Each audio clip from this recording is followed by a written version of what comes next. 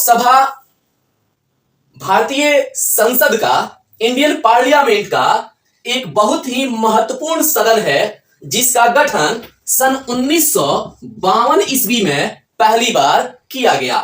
लोकसभा का वर्णन भारतीय संविधान के भाग 5 में अध्याय 2 के अंतर्गत किया गया है। लोकसभा के प्रथम अध्यक्ष जीवी मावलंकर थे। जीवी मावलंकर, गणेश वासुदेव मावलंकर लोकसभा के प्रथम अध्यक्ष थे, परंतु वर्तमान में लोकसभा के अध्यक्ष कौन है? तो लोकसभा के वर्तमान में अध्यक्ष हैं श्री ओम बिरला। क्योंकि जीवी मावलंकर, गणेश वासुदेव मावलंकर लोकसभा के प्रथम अध्यक्ष थे, इसलिए गणेश मावलंकर को लोकसभा का जनक भी कहा जाता है।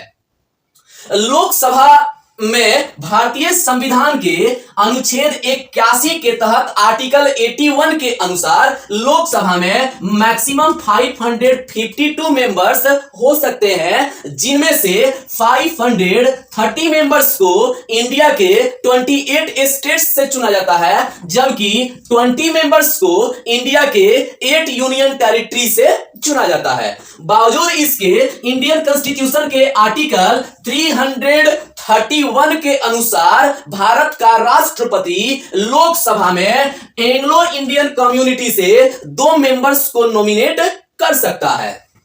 लोकसभा को टेम्पोररी हाउस भी कहा जाता है, अर्थात इसको अस्थाई सदन भी कहा जाता है, और इसे अस्थाई सदन कहे जाने के कई कारण हैं, जिनमें से पहला कारण है कि लोकसभा का जो टेन्योर होता है, लोकसभा का जो कार्यकाल होता है वो 5 वर्ष का होता है। प्रत्येक 5 वर्ष के बाद लोकसभा ऑटोमेटिकली डिसॉल्व हो जाता है और फिर से जनरल इलेक्शन कराया जाता है। तो क्योंकि प्रत्येक 5 वर्ष के बाद ये विघटित हो जाता है, इस कारण से भी लोकसभा को अस्थाई सदन अर्थात टेम्पोररी हाउस कहा जाता है।